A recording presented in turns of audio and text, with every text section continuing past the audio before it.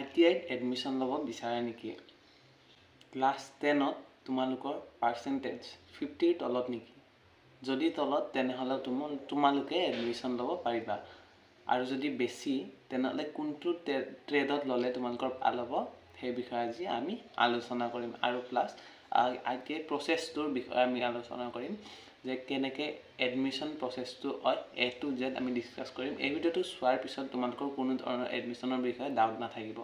তেন্তে ব'লা ভিডিঅ'টো ষ্টাৰ্ট কৰোঁ। কিন্তু তাৰ আগতে মই মোৰ পৰিচয়টো দি লৈছোঁ। নমস্কাৰ, মোৰ নাম তন্ময় ৰয় আৰু মই বৰ্তমান ITI গুৱাহাটীত কৰ্চ কৰি আছোঁ।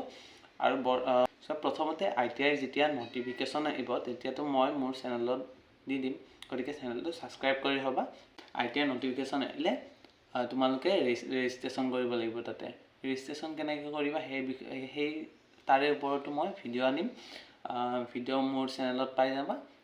ৰেজিষ্ট্ৰেশ্যন যেতিয়া কৰিবা তোমালোকে ঘৰতো কৰিব পাৰা বা ইণ্টাৰনেট কেফেত গৈও কৰিব পাৰা। ৰেজিষ্ট্ৰেশ্যন হৈ যোৱাৰ পিছত তোমালোকে যোনখিনি কাগজ পাবা সেইখিনি প্ৰিণ্ট আউট কৰি কিনে থৈ দিবা। নেক্সট তোমালোকৰ এটা ভেৰিফিকেশ্যন ডেট দিয়া হ'ব। সেই ভেৰিফিকেশ্যন কৰিব লাগিব, আমি ভেৰিফিকেশ্যন কৰিব যাব লাগিব। এতিয়া ভেৰিফিকেশ্যন ক'ত কৰা হ'ব?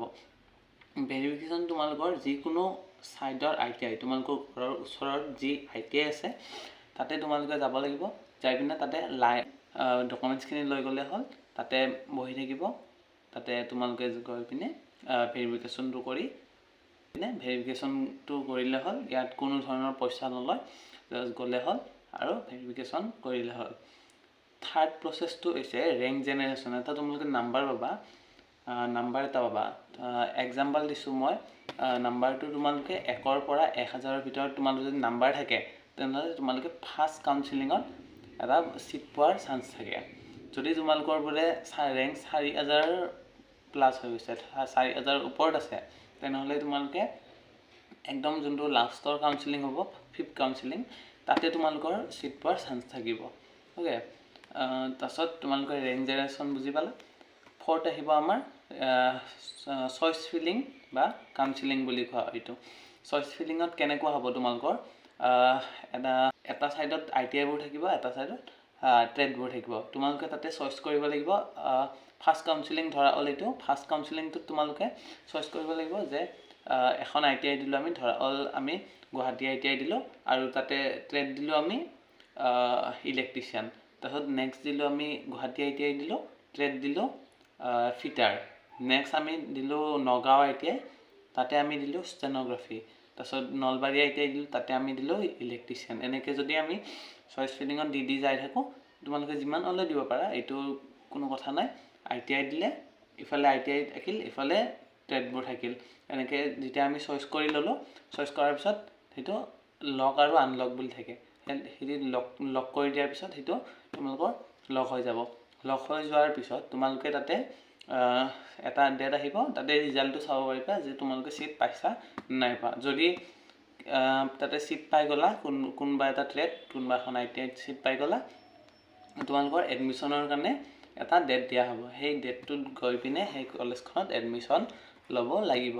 এডমিশ্যন লোৱাৰ পিছত তোমালোকে এডমিশ্যন কমপ্লিট হৈ যোৱাৰ পিছত তোমালোকৰ নেক্সট কাউন্সিলিং ষ্টাৰ্ট হ'ব। নেক্সট কাউন্সিলিং যোনবিলাকে এডমিশ্যন পাই গ'ল সিহঁতৰটো হৈ গ'ল, সিহঁতে আৰু একো কৰিব নালাগে, সিহঁতৰ ছাকচেছফুল হৈ গ'ল।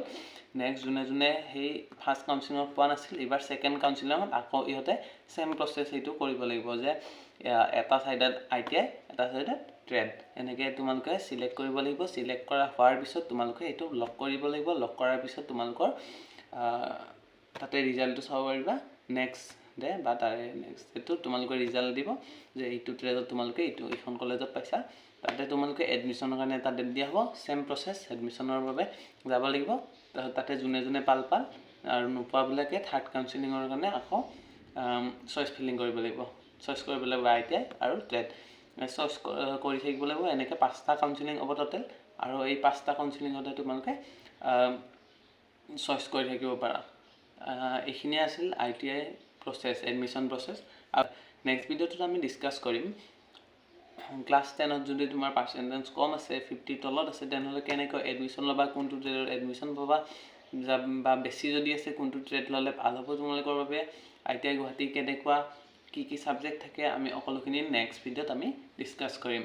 তেন্তে আজিলৈ এইখিনি